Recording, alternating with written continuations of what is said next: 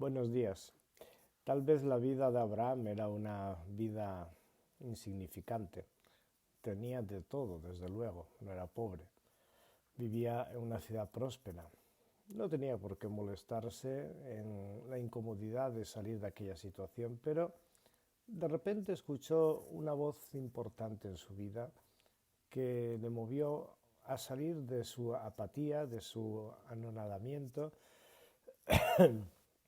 de su costumbre y aventurarse a una vida nueva. Dice San Pablo en la carta a Timoteo que Dios había dispuesto llamarnos al encuentro con Él, a la santidad. Que Dios había dispuesto el darnos su gracia, compartir con nosotros su gracia. Son varias veces que San Pablo insiste en esta idea tan interesante. Dios nos creó para Él, para participar de su vida.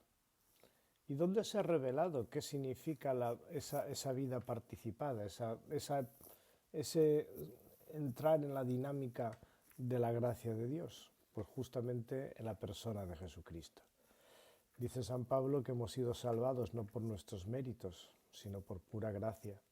Dice San Pablo que lo que nos toca es vivir en la gran aventura de la vida eterna, pero que eso significa un compromiso. No significa quietud, no significa estar mirando a la pared, no significa pues no hacer nada, sino justamente ponerse en un camino. Y ese camino es el seguimiento de Jesucristo, la buena noticia, el Evangelio.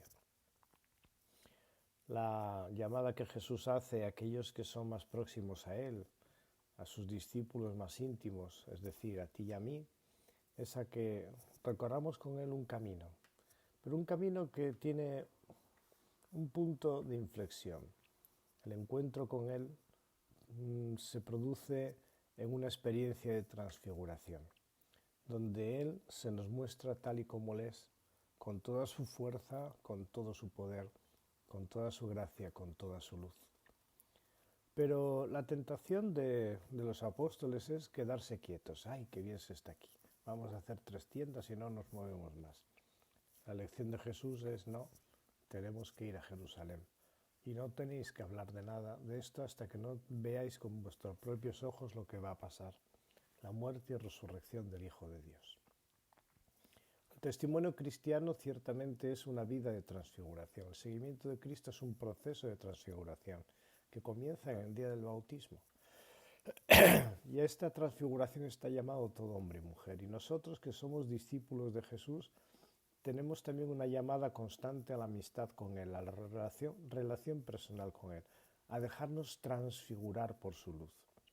Y es Él el que tiene que iluminarnos, Él es la palabra de Dios, Él es a quien tenemos que escuchar y a quien tenemos que seguir, no a nosotros mismos. Tenemos siempre la tentación de querer controlar a Jesús, de acapararlo, y eso es una grave equivocación. Jesús está comprometido hasta el límite con toda historia humana, con cada uno de nosotros. Y a nosotros, que somos creyentes en Él, somos testigos de quién es Él y somos testigos de lo que Jesús es capaz de hacer, de esa transfiguración radical de la historia que comienza desde el momento de la encarnación, cuando Dios se hace carne, que continúa por la presencia viva del Señor junto a nosotros y en medio de nosotros, experiencia que también tuvo Abraham de esa continua presencia de Dios, que en hebreo se dice la Shekinah.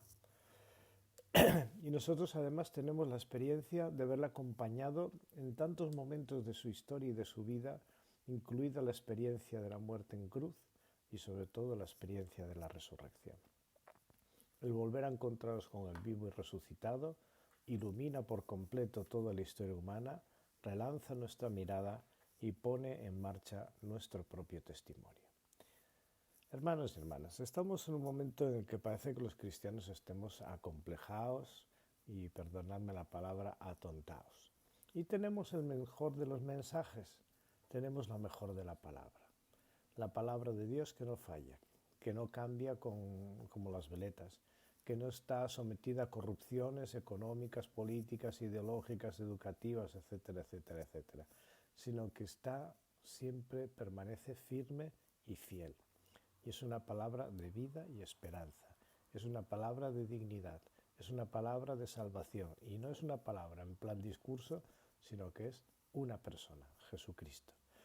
El encuentro con Jesucristo es la garantía de que nuestra vida humana es una vida en gracia, una vida en conexión con el Dios vivo, una vida llamada a subir al monte de la luz, de pasar de la muerte a la vida, de la oscuridad a la luz, de un mundo cerrado en sí mismo a un mundo abierto a toda una eternidad.